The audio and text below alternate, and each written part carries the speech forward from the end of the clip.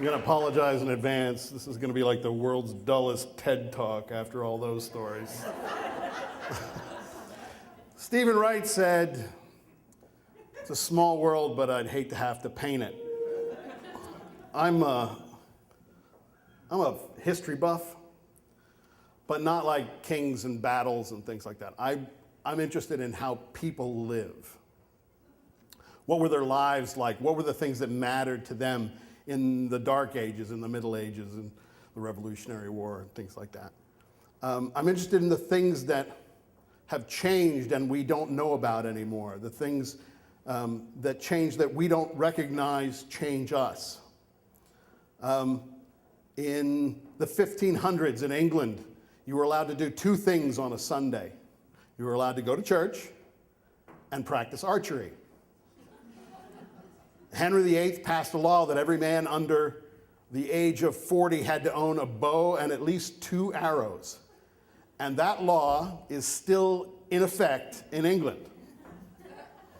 Closer to home, before the 1950s, if you had a suit and wanted to have it cleaned, you would take it to a cleaner. They would take it completely apart, clean each piece of fabric in some god-awful chemical one at a time, and then stitch the whole thing back together. It's parts of real life that are gone that we don't recognize anymore. We don't recognize how things have changed us. So I've been fascinated with how that little computer we all carry around with us, the one that's also a camera and a phone and a calculator, how that's changed us in ways that we don't even appreciate. For example, horror movies. One of the key elements of any horror movie is isolation. Your victims have to be isolated in some way. Haunted mansion, deserted summer camp, cabin in the woods. You have to answer the unasked question, why the hell didn't they just leave? Now, every horror screenwriter has to include a line of dialogue like, "Hey, I don't have any bars," or "My battery's dead, so's mine." So cell phones have changed horror movies. How many other things have they changed, big and small? I was in China in the 1990s, early 1990s. I was in Shanghai, and this was before China became China. But things were changing really fast. Buildings were going up everywhere. And if you want to see something really scary, watch them put up a 30-story glass and steel skyscraper with just bamboo scaffolding. That's frightening.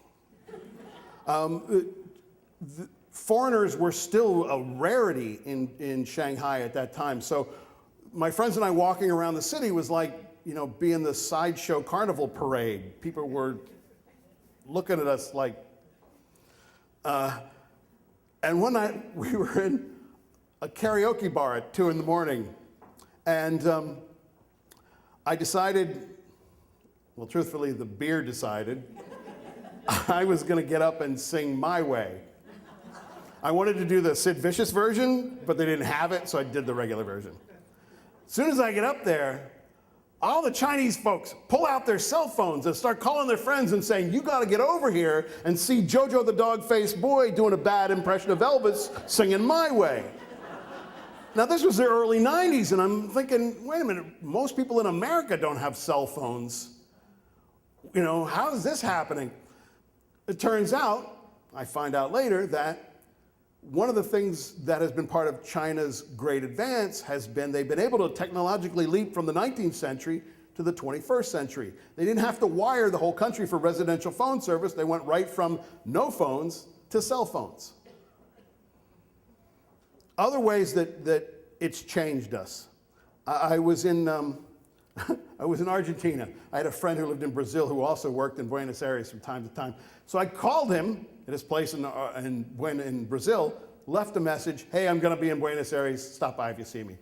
He called my hotel in Buenos Aires and left a message. Then I called his hotel in Buenos Aires and left a message. And eventually we made an arrangement to meet in a park in the middle of the city after work. You know who else was in the park that night? some demonstrators. Now, I've been traveling around listening to stories about the liberation of Argentine torture camps and the interesting torture devices that they found, like internally insertable electrocution devices. So I wasn't really in the mood to get between demonstrators and riot police. Now today, I would have made a phone call. Hey Frank, where are you? I'm over here by the fountain. Hey, great, let's get the fuck out of here. But I couldn't do that. So I went to the park, looked around, went, no. Went back to my hotel and left a message for him at his hotel. We never connected. 6 months later, I'm back in Buenos Aires. I called his place, left a message, told him what hotel I'm in. I get to my hotel, and, well, there was no room for me. It seems Madonna's world tour had swept into town, and they no longer had rooms for regular people. So Frank didn't know where to find me to leave a message.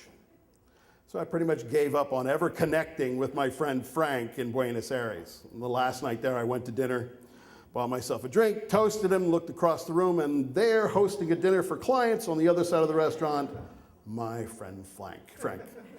It's a small world after all. Thank you.